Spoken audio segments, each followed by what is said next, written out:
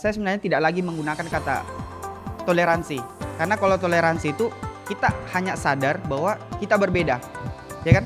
Oke, toleran. Jadi saya Islam, kamu Kristen, sudah cukup di situ. Ternyata ada tahapan lagi di atasnya itu, yaitu bahasanya itu akseptansi, penerimaan. Masa depan kerukunan umat beragama adanya di Indonesia, tepuk tangan dong ya. So saya kira saya sangat berharap Anda para Gen Z inilah the future generation.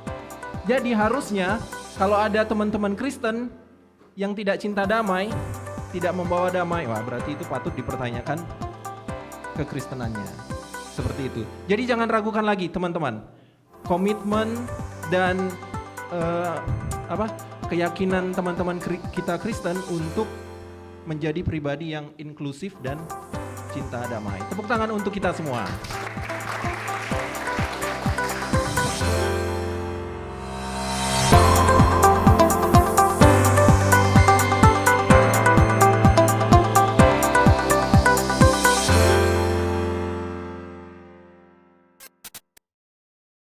Bismillahirrahmanirrahim. Assalamualaikum warahmatullahi wabarakatuh. Salam Om Swastiastu, Nama Budaya, Salam Kebajikan, Rahayu. Salam sejahtera untuk kita semua, salam kerukunan. Baik sahabat-sahabat semuanya, teman-teman, hari ini kita telah berjalan dimulai dari tur di Masjid Istiqlal, lalu kita menuju terowongan silaturahmi sehingga kita dapat berdampingan dengan gereja katedral. Itu semua tidak hanya tur, tidak hanya jalan-jalan semata, tapi itu adalah sebuah makna bahwa kita bisa belajar juga dari sebuah bangunan yang bisa hidup berdampingan tanpa adanya konflik. Maka dari itu, kita sebagai pemuda-pemuda, tunas bangsa pun harus bisa demikian. Ya, langsung saja izinkan saya menyapa pemateri-pemateri yang sangat luar biasa, narasumber yang sangat luar biasa pada hari ini. Kita memasuki sesi diskusi, sesi di mana kita tidak hanya berbincang, namun juga kita akan menghidupkan sesi ini. Yang pertama, ada Bapak Adib Abdus Somad, MAG, MHD, PhD, yang biasa kita sebut Gus Adib. Ya, apa kabar Gus? Alhamdulillah baik. Alhamdulillah. Ya, beliau merupakan Kepala Pusat Kerukunan Umat Beragama dan juga beliau sangat expert ya tentunya tentang kerukunan umat beragama, dan beliau pun care tentang anak muda, tentang kepemudaan. Dari program-program beliau, tentu Youth Harmony juga hadir di PKUB Kementerian Agama Republik Indonesia. Dan yang kedua, mari kita sapa Bapak Albert Kristiawan, MPIL. Apa kabar Bapak? Baik, Alhamdulillah. Nah, beliau ini adalah seorang praktisi kerohanian Gereja Advent, betul Bapak? Betul. Nah, beliau juga expert tentunya tentang kepemudaan, tentang kerohanian, dan kita akan mendengarkan sudut pandang beliau tentang kepemudaan dan juga tentang kerukunan umat beragama. Dan yang ketiga, yang terakhir, kita sambut, kita sapa aktivis kita, Bapak Fahri Badinanur. Apa kabar Bapak? Baik, Alhamdulillah. Ya, beliau adalah seorang manajer The Voice of Istiqlal. Beliau adalah seorang aktivis yang tentunya sangat-sangat care tentang kepemudaan dan menggaungkan terus-menerus tentang kerukunan umat beragama. Langsung saja ya, tanpa berlama-lama lagi, mari kita diskusi. Yang pertama, saya persilahkan kepada Bapak Adib Abdus Somad. Waktunya 10 menit, Bapak. Oke. Dimulai dari sekarang. Saya persilahkan. Baik, Assalamualaikum warahmatullahi wabarakatuh. Salam Om Swastiastu, Namo Buddhaya, salam kebajikan, Rahayu, Waite Tung Tieng, dan tolong tangannya terkepal. Nah, kita akan salam kerukunan 3 kali. Kalau bilang salam kerukunan, rukun, rukun, rukun 3 kali. Siap? Salam kerukunan, rukun, rukun, rukun. Tepuk tangan buat kita semuanya. I love you full. Yeah. Saya mesti tadi mau ragu mau pakai sarung, makanya ini kombinasi tadi mau pakai sarung, pakai peci, ini pakai sandal. Mohon maaf ya, karena memang saya insya Allah sekalian mau sholat maghrib. Ini ada buka puasa bersama kan Mas? Alhamdulillah. Ya. Ini berharap tapi alhamdulillah ada ya enggak ya. Kalau enggak ada ya kebangetan. Insya Allah pasti ada karena Istiqlal ini every single day there will be a 5,000 buka puasa bersama. Bukan ya, insya Allah bagi yang sedang berpuasa don't worry ya, pasti akan ada. Nah saya ini barusan dari MUI tadi karena sholat saya ganti pakaian nih, pakai apa namanya nggak pakai sepatu, tapi saya kira esensinya tidak menjadikan acara ini nggak serius, tapi kan informal santai itu lebih penting ya. Nah teman-teman yang saya hormati, tadi salam kerukunan itu sudah mendunia. Waktu itu tahun 2025 kita dapat kunjungan dari IIS program, International Indonesia Scholarship ya. Interfaith Indonesia Interfaith Scholarship tahun 2025, tamu-tamu dari Eropa datang ke Indonesia. Setiap kali datang ke lokasi saya salam kerukunan, rukun. Ke Istiqlal salam kerukunan, rukun, sampai mereka berkunjung ke Jogja, lihat Candi Borobudur, ke Semarang, sampai akhirnya ke Bali. Lalu mereka menjulukin saya Mister Sirukun katanya ya, itu di tabloid mereka di Austria. Dan bahkan kemudian one of the conclusions they got from their mission for the IIS program, they said that the future of the world future for harmony is actually in Indonesia. Masa depan kerukunan umat beragama adanya di Indonesia. Tepuk tangan dong ya. So saya kira saya sangat berharap Anda para Gen Z inilah the future generation. So I guess you are we are preparing for the future generation, maka ada Youth Harmony Program. Dan kebetulan kita memang ada Youth Harmony Programs karena mengincar anak-anak muda, di mana anak-anak muda ini sangat potensial sekali. Mereka rata-rata saat ini they spend most of their time through gadget. Betul apa betul? Ya, ini moderator terutama ini ya kan? Iya, Pak, gadget ini. Nah, sementara di ruang sosial media ini kan banyak sekali berita hoax, disinformasi yang bisa kalau tidak bisa diverifikasi, tabayun, bisa kita ikut-ikutan sharing yang tidak perlu, apalagi menebarkan kebencian. Yang paling bahaya adalah hate speech dengan pakai agama.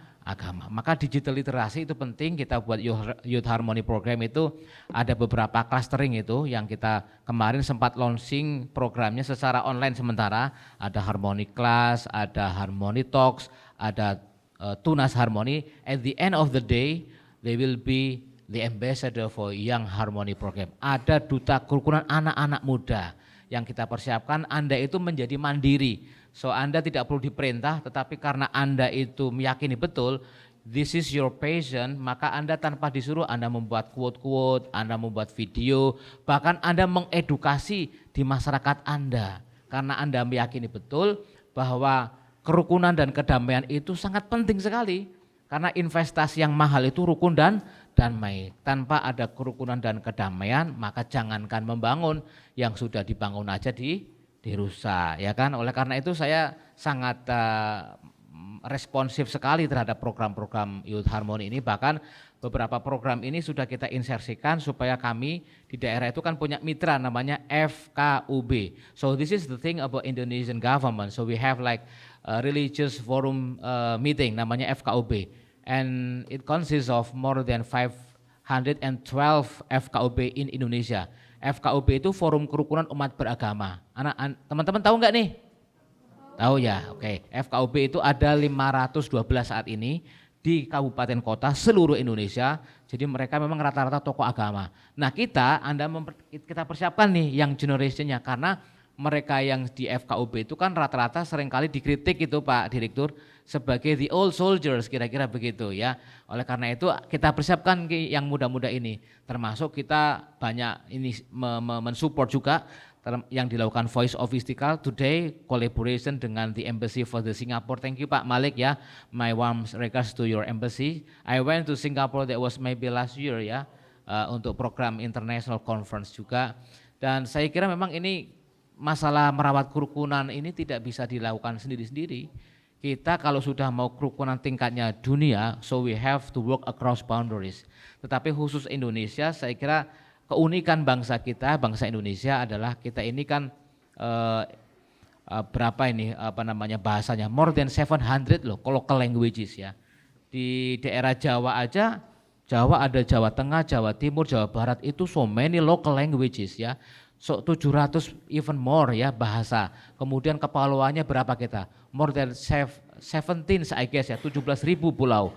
Tetapi bangsa Indonesia bisa disatukan dalam ikatan ideologi Pancasila, Bhinneka Tunggal Ika. Nah, materi-materi ini saya kira harus terus di endorse ke anak-anak muda, tahu bagaimana ideologi Pancasila mengikat kita semuanya, kita disatukan dalam Bhinneka Tunggal Ika, dalam sebuah ideologi Pancasila. Dan ada narasi story yang sangat luar biasa. Saya berkunjung ke Serbia tahun 2024. Waktu itu ada dialog antara Bung Karno dengan Presiden Yugoslavia. Siapa yang tahu namanya Presiden? Pak Albert, betul. Waktu itu, oh gitu ya. Nanti kita buka puasa bersama-sama. Gitu Mbak Alfi ya? Iya, aman. Prost itu dialog sama Presiden Bung Karno. Bung Karno, nih gue punya tentara yang kuat, ekonomi yang kuat, inilah yang akan saya wariskan kepada bangsa saya. Lalu kemudian Bung Karno ditanyain sama Prost itu, lalu apa yang akan kau wariskan kepada bangsa kamu? Jawab Bung Karno, ideologi Pancasila. Jawaban Prost itu, Yugoslavia yang katanya tentara kuat, ekonomi kuat, sudah pada pecah belah tuh, ya kan? Mereka pecah belah negaranya. Saya ke sana itu sudah ada Serbia macam-macam, ya kan? Nah, alhamdulillah kita diwarisi ideologi Pancasila. Nah, ternyata anak Gen Z itu somehow they don't know about the ideology of Pancasila. So this is the thing. Makanya nanti ada harmoni kelas itu banyak materi-materi yang sifatnya memang foundation. Setelah itu mereka naik kelas, ada harmoni talks, tunas harmoni. Mereka yang sudah memahami pemahaman yang lebih fokus, kemudian sudah tahan banting ya, endurance ya, sudah mengalami silaturahimnya secara fisik ya, keterowongan silaturahim, bahkan kemudian saling berkunjung pemuda lintas agama. Kita punya program kemah pemuda lintas agama di beberapa FKUP. Lalu saya challenge mereka agar mereka mau silaturahim berkunjung Mas Albert ke rumahnya masing-masing. Bahkan lebih bagus ada homestay, ya kan? Mereka tahu bagaimana kehidupan day to day activities saudara kita yang Kristiani, ya kan? Kemudian yang Kristiani ke Muslim juga homestay 1-2 hari gitu ya. Oh, ternyata sholat, dan seterusnya, ya kan? Yang penting tidak mencampur adukan ibadah. Kan homestay kan juga tinggal kemudian melihat langsung. Jadi live in kira-kira begitu. Saya bisa tidak hanya bercerita, saya merasakan. Saya kan kebetulan diberikan kenikmatan oleh Allah. I did my master and my PhD in Australia. So both I got scholarship from Australian government, ADS and Endeavour International Postgraduate Scholarship. Jadi saya merasakan bukan pemahaman lagi. Saya berinteraksi langsung dengan pendeta Jeff dan melakukan interaksi dan membangun harmoni di sana. Di Australia di tempat kampus saya ada Flinders University, ada Oasis. Oasis itu tempat bersama untuk semua umat beragama. Kalau hari Minggu, hari Ahad digunakan untuk kebaktian, Pak Malik. Begitu Friday, hari Jumat digunakan untuk Jumatan. So saya sama Pak Pendeta Jeff sampai sekarang masih komunikasi ya, masih baik-baik. Dan memang supervisor saya juga, dosen-dosen saya, guru-guru saya rata-rata juga non Muslim. Apakah kemudian ilmunya nggak bermanfaat, nggak nyambung gitu ya? Ya enggak juga. Supervisor saya Profesor Janet, yang pertama, yang kedua Profesor John Halsey, orangnya baik-baik. Malah kemudian dia ngundang saya si Jeff itu, ayo Pak Adib kamu buka puasa di tempat saya, kira-kira begitu. Luar biasa gitu ya. Ini saya kira memang praktek merasakan langsung itu penting, maka saya dorong ya dan berdoa semoga anda yang masih muda-muda itu punya kesempatan bisa studi ke luar negeri, ya ke negara-negara yang sudah maju ya, settle itu ya, terutama kalau di Australia ya, kalau anda studi di Australia itu dapat 2 hal, tahu nggak apa dapatnya? Fil ilmi wal mal, dapat dua-duanya, dapat dolar juga. Iya benar, saya waktu S2 bisa beli rumah, bisa berangkat haji, itu S2. S3-nya beli rumah lagi, beli mobil. Karena apa? Bisa kerja di sana. Kita kalau bawa spouse ya, ini mau motivasi ya. Spouse istri saya kerja dan mereka per jamnya itu dulu saya masih 20 sampai 25 dolar. Kalau hari Ahad 2 kali lipat, tanya Pak Malik gitu ya. Bener-bener ya, ya betul itu memang. Teman-teman dari Makassar, Mas Erwin, Mas Mehmet sekarang udah pada profesor tuh dari UIN Makassar. Itu pulang-pulang bawa mungkin saat itu 1 miliar itu, padahal cuma S2 2 tahun. Saya S3, cuman saya waktu S3 saya jaga marwah saya Pak Direktur. S3 ya kan, jadi saya tidak bekerja, yang kerja istri saya. Kalau waktu S2 saya agak semangat. Masih muda juga. Tapi begitu begitu S3 saya nggak kerja, tapi nggak kerja juga, istri saya kan kerja di pabrik namanya Mushroom, kemudian Divine Wrap itu pabrik glass house, metikin itu tomatos yang yang kecil-kecil itu, tomat yang kecil-kecil itu per jamnya $20 saat itu loh. Kemudian kalau hari Ahad itu bisa per jamnya $35. Kaya kali kita pulang itu, bener. Jadi setiap minggu itu saya transfer ke Torik itu tempat penerimaan uang dari kita kirim ke ini. Wah ini ya, saya doakan kamu ya bisa S2, S3 karena itu pembelajaran toleransi yang nyata, multikultural yang nyata, dan itu membekas. Saya lahir dari dunia pesantren, saya kalau cerita kemana santri-santri saya di Pekalongan, di Brebes ya seperti itu. Nah alhamdulillah sekarang ada beasiswa yang tidak mesti Anda kompetisinya ke luar negeri, ke IDS, ke Endeavor, ada BIB, Beasiswa Indonesia Bangkit, ada LPDP, Indonesian Government. Yang penting kalau kamu udah selesai, kau cinta negara, kau pulang lagi ke sini. Gitu, ya.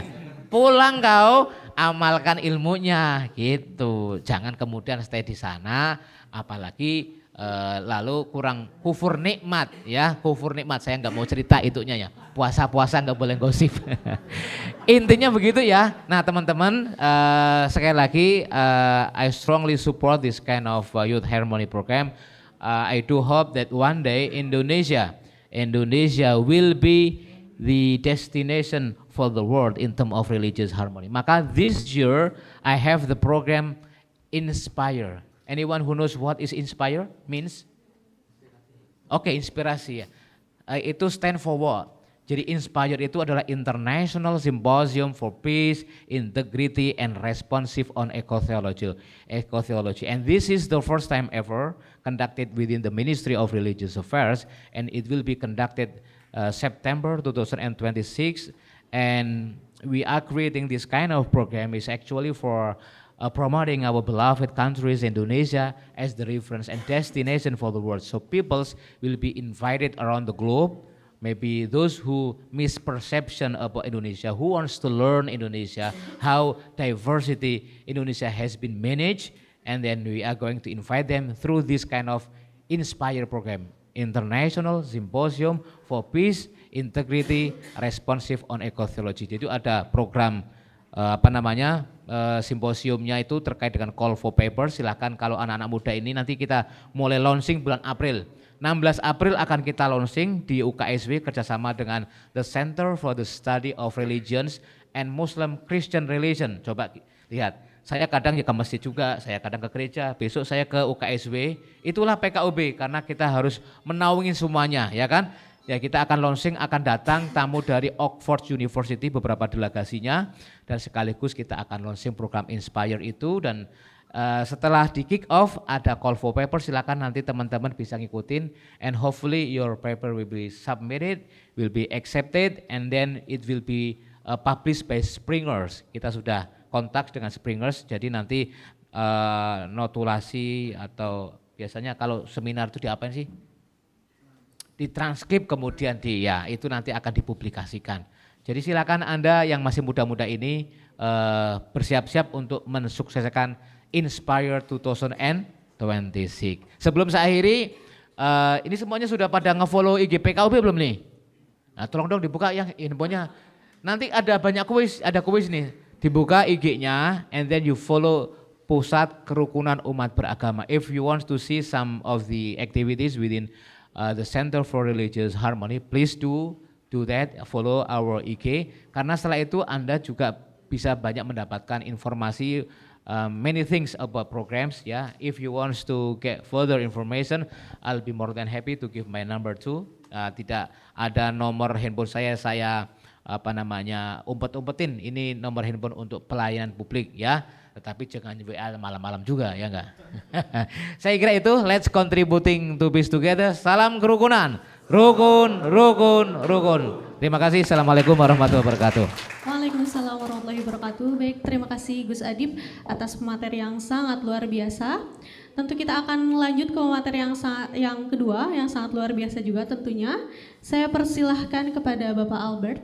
Waktu dan tempat saya persilahkan. Maaf Mas. Baik, shalom, selamat sore untuk kita semua. Jadi Terima kasih untuk kesempatan yang diberikan Mas Fahri ya, kirim undangan ke saya. Jadi untuk teman-teman Kristen sepertinya ada juga ya yang datang ya hari ini. Oke.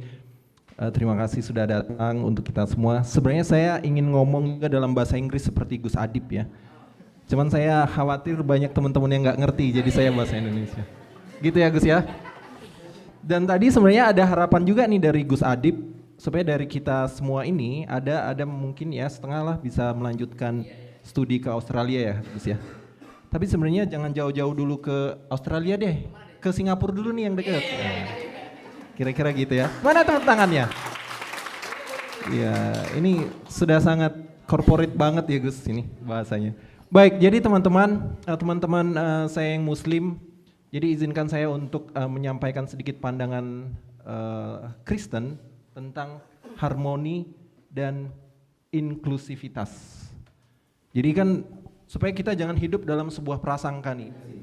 Nah, teman-teman, Kristen itu dari dasarnya, dari rootnya, dari akarnya itu ya Gus Adip ya, pasti kalau Gus Adip sudah hatam nih soal ini. Sangat menjunjung tinggi inklusivitas. Jadi ini kalau di iman Kristen itu ada namanya kisah penciptaan. Jadi pada saat kisah penciptaan, Tuhan itu menciptakan manusia itu menurut gambar dan rupanya. Menurut gambar dan rupa Allah sendiri. Jadi blueprintnya itu hanya satu. Tidak pakai yang lain-lain. Blueprintnya itu dari Allah itu sendiri. Pada saat diciptakan manusia, laki-laki dan perempuan itu sama. Nilainya itu sama. Nah makanya tidak ada perbedaan yang seharusnya menjadi masalah di kemudian hari. Yang menjadi masalah di kemudian hari itu karena kalau menurut iman Kristen ya Pak Mulyono, menurut iman Kristen karena manusia ini jatuh ke dalam dosa, makanya ada kerusakan-kerusakan terhadap image tersebut, terhadap gambar Allah tersebut yang tercermin dalam diri manusia. Nah, soal kesetaraan ini dari awal penciptaan, ini garis besarnya saja, itu kembali ditegaskan lagi oleh Yesus dalam masa tugasnya, dalam masa pelayanannya di atas dunia ini. Makanya Yesus ada satu quote-nya Yesus itu yang sangat terkenal, sudah banyak juga diangkat di film. Kasihilah sesamamu manusia seperti kamu mengasihi dirimu sendiri. Betul ya teman-teman yang Kristen ya? Takutnya saya salah kutip nih. Betul ya? Jadi tidak ada bedanya. Jadi kalau misalkan kita ingin orang lain memperlakukan kita sebagus itu, ya berarti kita harus memperlakukan orang sebagus itu gitu. Nah, itu. Jadi Yesus juga itu memiliki pandangan yang clear bahwa semua manusia itu nilainya sama. Dan selama pelayanannya Yesus juga itu menjangkau orang-orang yang tidak hanya orang Yahudi atau Israel. Jadi teman-teman, walaupun Yesus itu orang Yahudi Israel, tapi dia juga menjangkau orang-orang yang di luar Israel. Jadi banyak sejarahnya. Ada yang berlatar belakang budaya berbeda, bahkan agama berbeda juga pun itu dijangkau dan menerima berkat dari Yesus, baik kesembuhan kesehatan, baik kesembuhan rohani dan banyak hal. Nah, terkait dengan bagaimana nih sekarang tantangannya kita orang muda bisa membangun sebuah dunia yang inklusif dan penuh dengan kedamaian. Nah, teman-teman Muslim, jadi kalau lihat ada teman-teman Kristen, itu sudah pasti deh. Itu teman-teman Kristen itu pasti pembawa damai. Betul nggak teman-teman Kristen? Ada yang boleh angkat tangan dulu, mana teman-teman Kristen ini? Oke. Teman-teman Kristen itu pasti pembawa damai. Kenapa? Karena Yesus bilangnya seperti ini teman-teman Muslim. Berbahagialah kamu semua yang membawa damai. Boleh dicek deh, itu kalau nggak salah di Matius 5 ayat 9 deh. Takut saya salah kutip, boleh dicek. Jadi harusnya kalau ada teman-teman Kristen yang tidak cinta damai, tidak membawa damai, wah berarti itu patut dipertanyakan kekristenannya. Seperti itu. Jadi jangan ragukan lagi teman-teman. Komitmen dan keyakinan teman-teman kita Kristen untuk menjadi pribadi yang inklusif dan cinta damai. Tepuk tangan untuk kita semua. Oke, nah sekarang bagaimana nih? Kan saya diperkenalkan tadi sebagai seorang praktisi ya. Sebenarnya saya biasa aja lah, apalagi kalau dibandingin dengan Gus Adip. Waduh, seperti bumi dan antariksa, Gus Adip di antariksanya gitu. Kalau saya, teman-teman semua, sekarang saya melayani itu di salah satu TV rohani. Secara official, TV rohani ini adalah TV rohani Kristen, Pak Mulyono. Namanya Hope Channel Indonesia. Nah, tapi dalam pelayanannya kita itu melayani berbagai macam semua orang dengan latar belakang yang berbeda, baik latar belakang suku yang berbeda, kemudian bahkan bangsa yang berbeda, dan latar belakang agama yang berbeda. Nah, melayaninya itu bagaimana? Boleh Kak tolong ditampilkan yang saya kirim tadi, slide yang pertama. Aduh, jadi Mas Fahri yang repot ini, jadi nggak enak kita. Oh, oke. Jadi pada saat kami ini melayani, jadi kami itu ada nama layanannya itu Hopeline Care, Bapak Ibu semua teman-teman. Apa itu Hopeline Care? Hopeline Care ini adalah layanan pendampingan untuk setiap orang yang memerlukan, contohnya memerlukan untuk dikuatkan. Dia nggak punya teman ngobrol nih, apalagi hidup di Jakarta. Kalau dia punya masalah cinta nih, biasanya yang cinta-cinta nih orang-orang muda nih. Masalah cinta, masalah pekerjaan, masalah ekonomi. Oh, orang tua. Biasanya kalau Pak Mul, biasanya kalau orang tua itu biasanya masalahnya dengan istrinya biasanya. Oh gitu. Iya. Tolong yang ini diedit ya nanti ya, editor. Jadi kalau setiap orang yang perlu pertolongan, mereka biasanya bermasalah soal pekerjaan, soal ekonomi, soal kesehatan. Nah itu bisa langsung menghubungi ke Hopeline Care, Pak Mul. Karena kita paham nih, kebutuhan di Jakarta terutama, ini kan mahal banget. Coba deh kakak, kalau misalkan pengen curhat ke psikolog atau psikiater, itu paling murah itu 500.000 atau 600.000.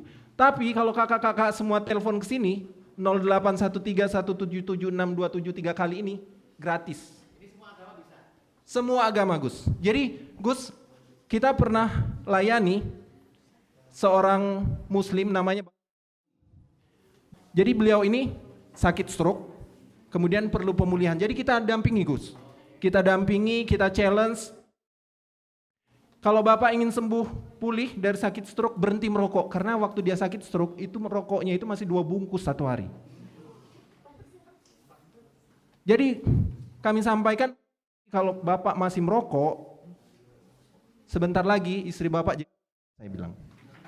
Akhirnya Pak Mul, tentunya kita dampingi dengan humanis lah ya. Jadi dari 2 bungkus, Gus, jadi 1 batang sehari. Sangat signifikan, dan kita tantang lagi, Bapak harus bisa berhenti merokok full, total, dan istrinya sangat senang. Dan puji Tuhan, sekarang sudah lebih dipulihkan lah. Dan beliau sampaikan bahwa yang paling disukai adalah konten-konten edukasi kesehatan. Jadi teman-teman, rekan-rekan orang muda di Hope Channel Indonesia ini itu banyak ada tayangan edukasi kesehatan, edukasi pendidikan, edukasi rumah tangga yang siap-siap mau menikah nih. Dan kalau misalkan perlu penjelasan lebih langsung, lebih lanjut, bisa konseling juga di sini di 081317762773 kali. Mau konsultasi soal ekonomi boleh, soal BPJS pun boleh di sini. Pinjam duit, pinjam duit nggak bisa, Gus. Tapi kalau kita kasih bisa, malah bisa kalau kita kasih.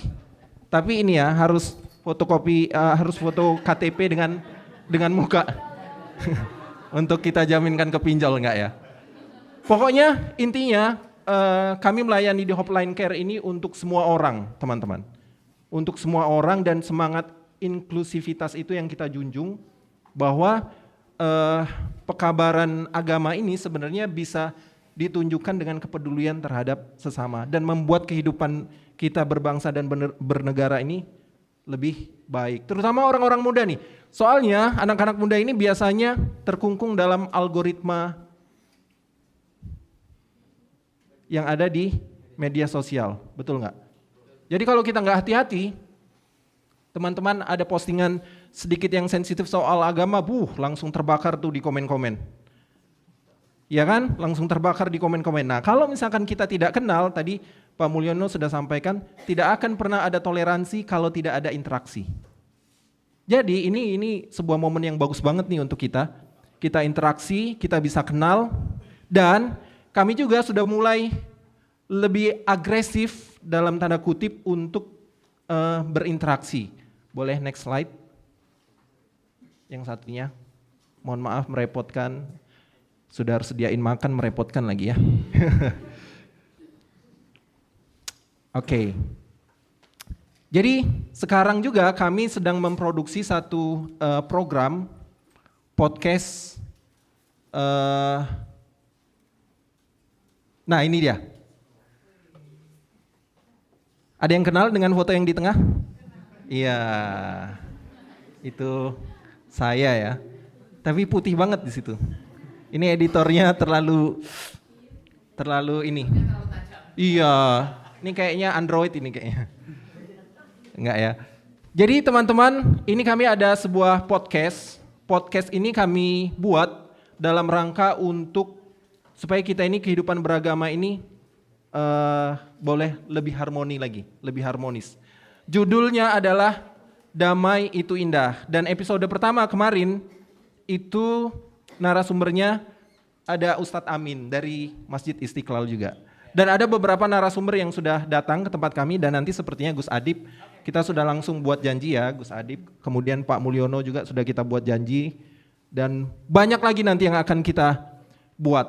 Nah, kenapa harus dibuat seperti ini? Karena kami itu sangat merindukan kehidupan harmonis antar umat beragama, terutama orang-orang muda. Banyak banget tantangan kita guys. Bonus demografi, Indonesia emas, itu banyak banget yang harus kita capai nantinya. Jadi jangan lagi kita ribut-ribut soal rebutan takjil atau apa gitu, enggak ya. Soal apa ini, soal Natal atau soal segala macam yang mungkin membuat kita berprasangka buruk, janganlah. Itu orang sudah sampai ke bulan, kita masih di sini-sini aja gitu. Jadi banyak hal yang harus kita kerjakan, terutama orang-orang muda. Terima kasih, Tuhan memberkati kita semua. Baik, terima kasih Bapak Albert yang sangat luar biasa telah memberikan sharing dari sisi Kristen. Selanjutnya, mari kita sambut pemateri yang ketiga, itu Bapak Fahri Badinanur. Kepadanya saya persilahkan. Oke.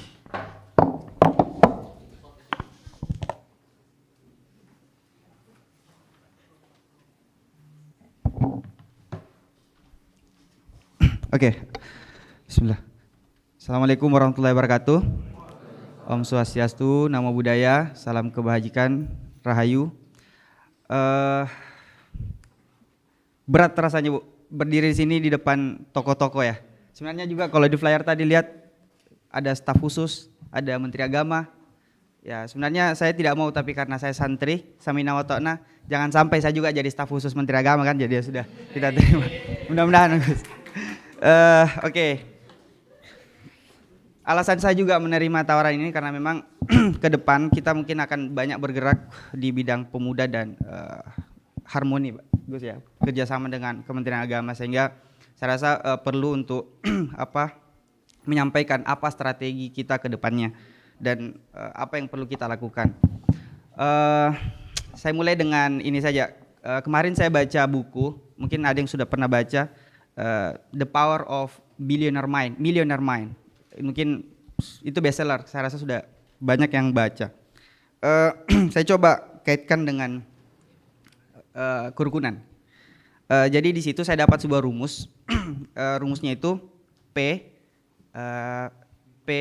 T, F, E sama R. Jadi P itu programming, kemudian T itu talk, pemikiran, kemudian F itu feeling, kemudian A itu action, R-nya itu result. mungkin kita sudah pernah dengar kata-kata seperti begini. Pemikiran will lead you to the feeling, ya kan? Nah, feeling itu lead you to the action, and action itu lead you to the result. Tapi buku ini membahas secara gamblang lebih daripada itu. Dia bilang seperti ini.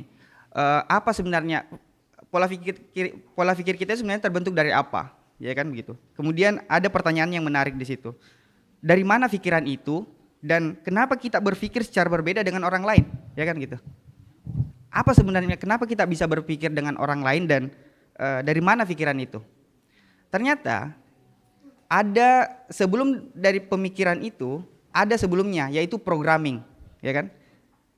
Programming ini terbentuk dari seberapa kuat kita berinteraksi. Jadi kalau misalnya kita sering membaca terkait kerukunan, kita sering berinteraksi dengan tokoh lintas agama, sering bertemu dengan dan mendiskusikan terkait kerukunan, nah resultnya hasilnya nanti itu kita akan harmoni atau moderat begitu. Jadi tergantung program apa yang kita bangun. Kalau programnya bagus, resultnya itu akan bagus. Nah gitu. Jadi, nah pertemuan-pertemuan ini sebenarnya sangat menarik karena saya kemarin pernah bilang juga bahwa saya sebenarnya tidak lagi menggunakan kata toleransi. Karena kalau toleransi itu kita hanya sadar bahwa kita berbeda, ya kan?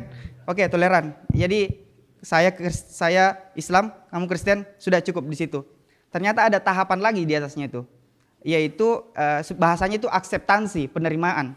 Jadi kita sudah mulai bermain basket bersama, buka puasa bersama, diskusi bersama. Ya, puncaknya itu adalah interfaith dialogue. Jadi dialog lintas iman. Ini merupakan salah satu bagian dari itu. Jadi ya kita tidak hanya sadar bahwa kita berbeda, tapi lebih daripada itu kita sudah mau berdiskusi dan berdialog. Dan itu saya rasa yang kita lakukan hari ini. Kemudian ya kita kalau bicara sebelum masuk ke slide, I will make it short. Sebenarnya tantangan kita sebagai anak muda sebenarnya itu banyak sekali ya. Kenapa misalnya anak muda? Muda itu memang berbahaya bahasanya ya. Dan ada kata-kata seperti ini. Ini bukan hadis, bukan ayat. Dia bilang gini, izal fata isyrina amman fa'ajazahul fakharu fala fakharu. Jika seorang pemuda sudah mencapai umur 20 tahun dan tidak ada kebanggaan dalam dirinya, fala fakharu, tidak ada lagi kebanggaan setelahnya. Jadi muda ini di mana momentum untuk kita mengisi pikiran kita, membaca banyak hal, bertemu dengan banyak hal untuk agar resultnya nanti itu kita tidak, mohon maaf, ekstrim seperti itu. Jadi ini juga kemarin Gus Kapus mungkin belum sampaikan tadi, saya menarik bahwa kenapa anak muda yang kita sasar? Karena anak muda itu masih memungkinkan dia bergeser. Kalau misalnya pemikirannya kanan, dia masih bisa ke kiri, ke tengah. Kalau dia ke kiri bisa ke tengah. Jadi masih fleksibel. Beda dengan old generation yang sudah tua. Kalau dia sudah kanan, mohon maaf Gus.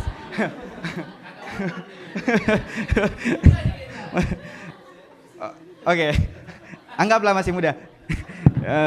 Jadi sudah sulit. Jadi ini momentum untuk kita muda sering-sering bertemu, sering-sering berdiskusi. Saya berteman dengan hari ini saya menghadirkan KCBI, kemudian ada teman-teman dari Kristen Advance, dari tokoh-tokoh lintas agama itu karena memang kita sering berinteraksi. Saya juga sangat bersahabat dengan saya undang hari ini tapi dia pulang sekarang di Qatar terjebak konflik. Dia itu Kristen Ortodoks dan saya sangat intens berkomunikasi dengan dia dan itu membuka pikiran saya terkait kerukunan. Saya juga berteman dengan dari Filipina, teman saya juga Kristen, sering ke sini tapi sekarang sudah masuk Islam. Tapi saya tidak melakukan Islamisasi, tapi kita intens berdiskusi, berdialog. Saya tidak mengajak dia, cuman ya ini bentuk bahwa kita sekat-sekatnya itu tidak ada kalau soal agama. Teman-teman sekalian, saya rasa juga hal yang perlu saya sampaikan, sekarang kan kita lebih banyak hidup di second public space atau ruang publik kedua itu di media sosial. Tentu kita harus pintar-pintar ya. Kalau teori-teori yang sekarang itu kan ada the death of expert, kemudian apalagi post truth dan seterusnya, itu perlu kita pahami karena ya hoax itu atau berita bohong itu sangat besar. Bahkan kalau misalnya kita lihat sekarang peperangan di Timur Tengah antara ini juga itu sangat banyak berita-berita yang muncul yang kebenarannya belum terverifikasi. Oke, jadi saya akan bahas ini aksi kolaborasi pemuda untuk kerukunan. Nah, kenapa ini penting? Ya, selain kalau di Indonesia ya, karena kita punya kaya akan suku, budaya, agama, sehingga kerukunan itu penting, ya kan? Kalau Gus Adip itu selalu bilang bahwa kerukunan itu adalah investasi yang paling mahal, Gus ya. Jadi memang kalau kita tidak rukun, bagaimana kita bisa hidup damai, ya kan? Jadi konflik itu tidak hanya konflik antar negara, tapi juga konflik rumah tangga, konflik masyarakat. Jadi kita harus rukun, semuanya harus rukun agar tidak ada konflik dan semua bisa berjalan dengan baik. Kemudian ya ini pemuda, karena pemuda itu punya energi besar seperti yang saya bilang tadi. Ya semua tumpuannya di pemuda. Ya kalau bahasanya youth today, leader tomorrow itu kan. Jadi memang pemuda perlu banyak berinvestasi dengan cara tadi Pak Mulyono sudah bilang ya, banyak-banyak membaca, banyak-banyak berinteraksi dan seterusnya. Kemudian anak muda itu punya kreativitas tinggi. Ya tentu kita lihat sekarang ya yang viral, yang punya pemikiran yang out of the box itu dari pemuda, bukan dari anak muda. Jadi kita perlu mengisi ruang itu. Kalau istilahnya Prof. Sekjen Kemenak sekarang itu menarik bahwa otoritas di media sosial itu tidak dipegang oleh profesor ataupun doktor. Tapi siapa yang mampu mengendalikan media, dia akan punya otoritas untuk menyampaikan suatu hal. Jadi teman-teman, saya rasa untuk sebelum masuk ke dalam dunia itu, menyampaikan hal itu, kita harus riset mendalam, kita harus belajar mendalam agar tidak terjadi misunderstanding dan seterusnya. Jadi kita yang punya kendali ini. Sebelum masuk di situ kita harus banyak belajar, banyak membaca agar kita bisa mengedukasi masyarakat dengan baik, begitu. Karena ya kalau profesor sekarang, tadi saya bilang teorinya the death of expert. Di media itu tidak lagi profesor. Profesor bisa dibantah oleh orang yang tidak pernah sekolah, ya kan? Profesor pasang status dibantah oleh orang. Ini makanya matinya kepakaran. Tidak ada lagi pakar di media sosial itu. Kemudian selain anak muda, selain punya kreativitas tinggi, ada akses luas ke teknologi itu tadi. Kemudian pengaruh kuat di media sosial. Kemudian, oke. Nah ini data dari BIN, saya dapat bahwa yang di media sosial yang rentan untuk terpapar itu usia di 17 sampai 24 tahun. Jadi kita perlu intervensi dini, diperlukan mitigasi dengan banyak berdiskusi, banyak belajar, membaca dan seterusnya. Oke, kita percepat saja. Nah, mengapa kolaborasi? Singkat saja bahwa karena kita tidak bisa jalan sendiri, perlu ada kolaborasi agar influence pengaruhnya bisa lebih besar. Berkolaborasi dengan pemerintah daerah tentunya, kemudian organisasi keagamaan, kedutaan dan seterusnya. Nah, ini bentuk aksi kolaboratif yang bisa kita lakukan. Jadi setelah dari sini, kalau teman-teman punya ide, punya gagasan untuk membuat kegiatan yang sama, ya ini bisa aksi interfaith, kemudian dialog, kemudian kolaborasi sosial, literasi digital, kegiatan seni dan seterusnya. Ini nilai kuncinya. Ada tasamu, ya kan? Kita mungkin sering dengar kata ini. Jadi tasamu itu menerima keragaman sebagai kenyataan sosial dan anugerah Tuhan. Tidak ada agama yang mengajarkan kebencian, hanya penafsiran manusia yang kadang menyimpang. Seperti itu ya Pak. Ya, jadi kita, kalau kata Gus Dur itu, kalau berbicara agama kita tidak akan ketemu, tapi kalau berbicara kemanusiaan kita akan ketemu di sana. Jadi kemudian ada kesetaraan musawah, menempatkan semua umat beragama dalam posisi yang setara di hadapan hukum dan kemanusiaan. Kemudian ada keadilan, memberi setiap pihak haknya tanpa diskriminasi. Kemudian terakhir ukhuwah insaniyah, persaudaraan kemanusiaan, menempatkan nilai kemanusiaan di atas perbedaan identitas. Kalau Pak Menteri Agama sekarang tidak hanya itu tadi ukhuwah insaniyah, tapi ada juga ukhuwah basoriyah dan seterusnya. Ini kata Gus Dur, tidak penting apa agamamu atau sukumu. Kalau kamu bisa berbuat baik untuk semua orang, kamu orang yang baik. Kemudian ini saya bantu juga untuk ini tadi saya tambahkan, saya juga baru baca. Kemenak itu sekarang punya trilogi kerukunan dari jilid 1 ke jilid 2. Kalau jilid 1 dulu itu kita sering mendengarkan atau membaca kerukunan itu hanya di internal umat beragama, kemudian kerukunan antar umat beragama, kemudian antara umat beragama dengan pemerintah. Nah, Menteri Agama sekarang ini membangun trilogi baru, trilogi dari jilid 1 ke jilid 2 atau mengembangkan trilogi yang sebelumnya. Sekarang itu ada kerukunan antar sesama manusia, ya tadi ukhuwah basariyah, kemudian kerukunan manusia dengan alam semesta. Apa istilahnya itu kalau istilahnya Prof Nasar itu, Gus? Ekoteologi, ya. Kemudian yang terakhir itu kerukunan dengan Tuhan, ya kan? Kalau ini kata Prof Nasar seperti ini, setiap kali berbicara tentang agama, pada saat itu pula manusia ditetapkan pada perbedaan-perbedaan.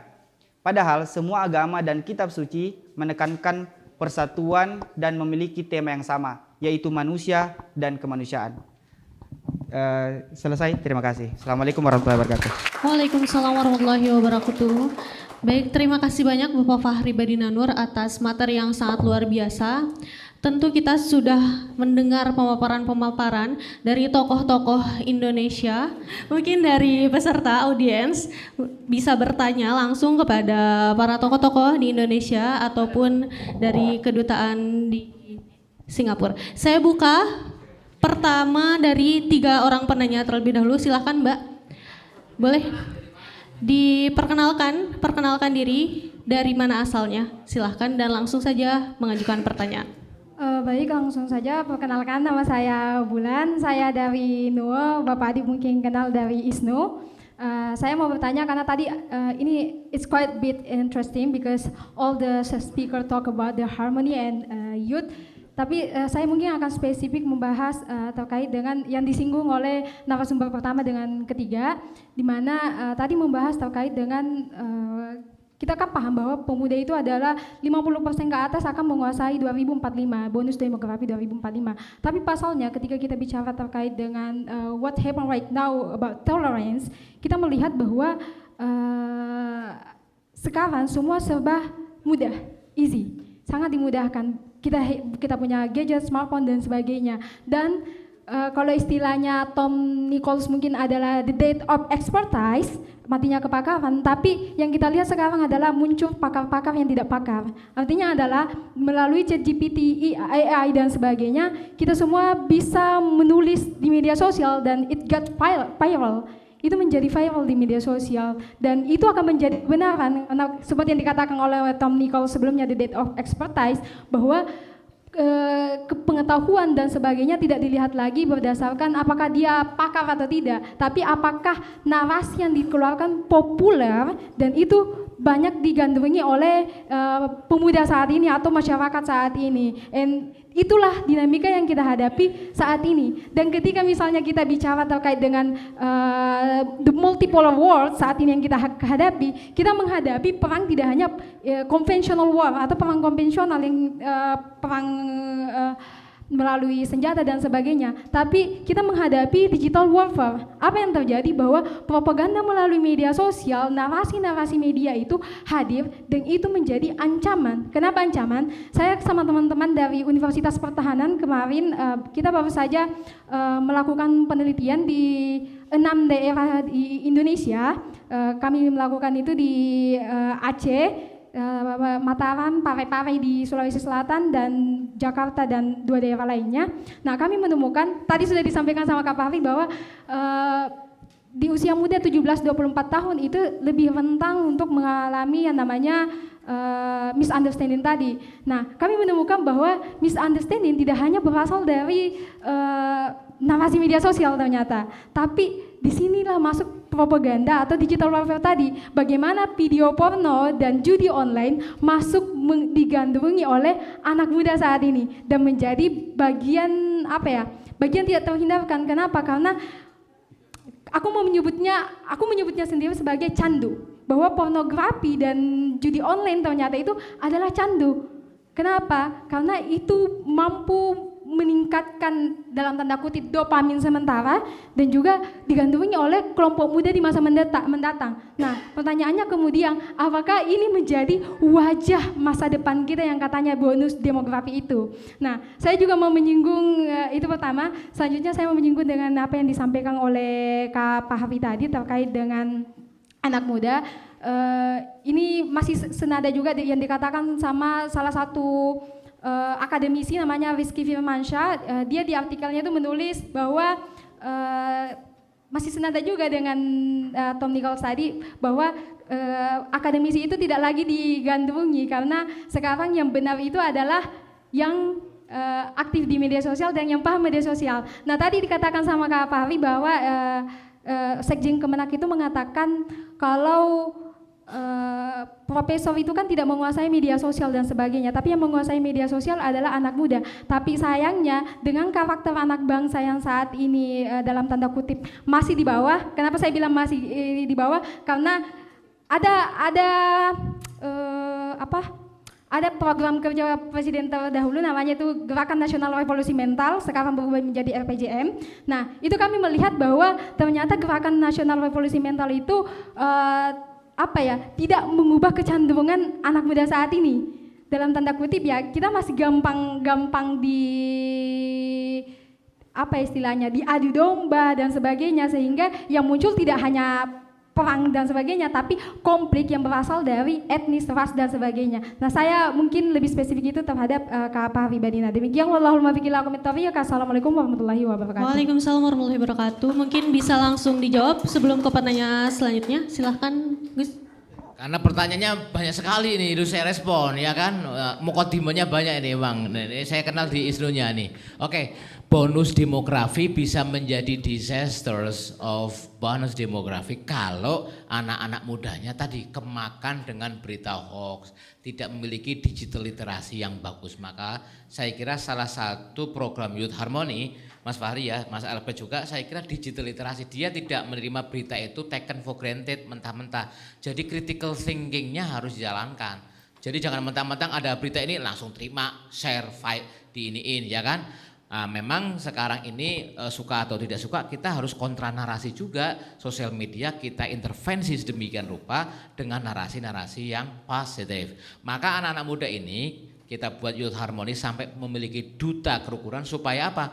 Nanti narasi yang berkembang di sosial media itu banyak dipengaruhi anak-anak muda yang promoting religious moderation, harmony and peace, karena akan menciptakan algoritma yang positif. Bayangin kalau kemudian itu kita nggak pernah bergerak nih, membuat tulisan, memposting, ngapain, algoritmanya akan mengarah seperti itu. Algoritma itu membentuk apapun tergantung kita, depend on us. So, ini mazhabnya memang konstruktivisme, mazhabnya konstruktivisme. Maka kita semuanya harus aktif nih anak-anak muda ya, untuk betul-betul aktif di sosial media tapi yang positif biar nggak kemakan. Terakhir, untuk situasi yang saat ini memang faktanya kita ini eranya era AI ya. AI itu malah ngeri lagi, suara saya bisa diedit, saya duduk sama Mbak ini bisa diedit juga, padahal kan duduk biasa. Aku pernah dikirimin sama Pak Staf Sus Pak Ismail Cawe itu presentasi di Rakornas ya, tahu-tahu saya jadi pendeta ya. Tulisannya narasinya nih ya, Kapus ini nih Gus Adib ini yang juga sebelumnya pengasuh pondok pesantren sekarang sudah berubah menjadi pendeta. Itu bisa itu, dan persis banget itu foto saya diedit sedemikian rupa. Itu masih sopan. Ada lagi, tahu-tahu saya rangkulan sama cewek begini kan, viral, dan itu susah. Sekarang ini membedakan itu atau bukan kan susah. Nah itu coba kalau orang jahat untuk memfitnah saya kan biasa sekali, belum lagi clipper, potongan-potongan video yang terjadi juga oleh Pak Menteri kita, dipotong tidak ada konteksnya. Sekarang eranya begitu loh. Kalau kemudian anak-anak muda itu kita tidak edukasi, jangan mudah langsung percaya konteksnya ini, kan berarti saya bilang yang paling parah itu sebetulnya never ending sins. Kalau kita itu memviralkan, men-share sesuatu belum tentu kebenarannya, dan kita nggak minta maaf langsung sama Pak Menteri yang dipotong-potong itu, dosa loh. Lalu kita memviralkan lagi, semakin dosa lagi itu, dari mana itunya. Jadi dosanya kita nggak selesai-selesai karena orang kan semakin memviralkan, apalagi memviralkan saya rangkulan sama cewek, padahal bukan diedit kan. Kalau orang mau jahat kan bisa aja Mas ya. Nah maka kata kuncinya digital literasi, apalagi the death of expertise, karena yang penting itu yang viral, influencer. Makanya sekarang ada artis Instagram. Sebelah saya ini IG-nya banyak juga, followernya keren ya. Nah maksud saya, maka program-program Youth Harmony ini kita juga mengajak influencer, artis ya di PKUB. Di PKUB alhamdulillah naik juga nih followersnya, karena apa? saya ngajak artis Dude Herlino, Ustazah Oki ya sebelum berangkat ke Mesir untuk podcast di PKUB. Saat itu PKUB masih di Tamrin, masih punya ruang podcast. Begitu pindah tempatnya nggak cukup, jadi nggak sempat buat podcast. Iya gitu ya. Tapi kita bisa podcast anytime sih, di ruang tamu saya bisa. Yang penting ruang perjumpaan anak muda ini penting nih, ruang perjumpaan. Jadi kalau teorinya ada 3 nih ya, biar ada akademik literaturnya. Yang pertama The Golden Pathways yang tadi disampaikan oleh Mas Fahri. Apa itu Golden Pathways? Itu kemampuan kita untuk mengapresiasi keragaman, appreciate multiple views of knowing. Ya, itu rumus yang pertama. Maka kita harus banyak literatur dikenalkan gimana the ability to see truth through the eyes of another.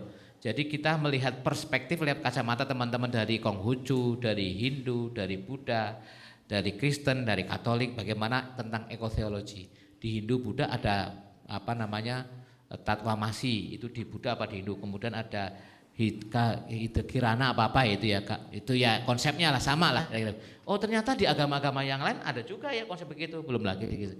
Itu yang pertama. Yang kedua itu adalah structure dialog.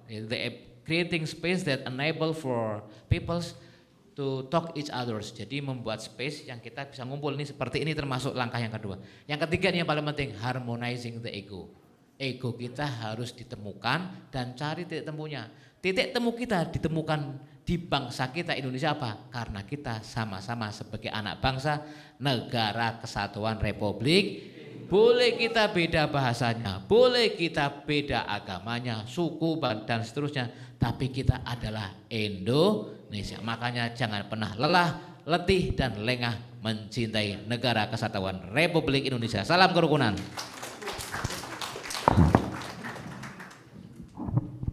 Baik, terima kasih Gus Adib. Apakah ada yang mau menambahkan barangkali?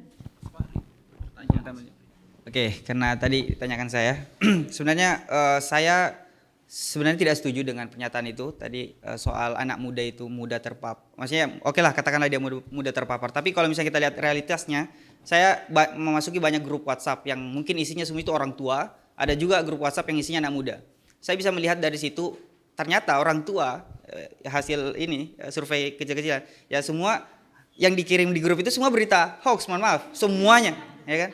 Dan kadang-kadang kalau di grup orang tua itu minta klarifikasi ke anak muda, ya kan gitu. Di grup, nah ini benar apa tidak? Dan dijawab oleh ponakan-ponakan yang lain. Dan saya rasa ini semua anak muda semua ini, karena dia tahu mana berita yang benar, mana yang tidak. Jadi kalau kesimpulannya bahwa anak muda itu masih ini, saya rasa tidak, Pak Gus. Ya itu.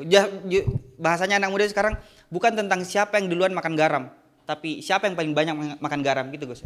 Jadi anak muda sekarang itu mau menerima informasi kan dia bisa lebih cepat, dia bisa mengakses AI itu dengan lebih cepat dibanding orang-orang tua. Jadi saya rasa informasinya juga cukup valid dan bisa diandalkan. Seperti itu mungkin. Oke.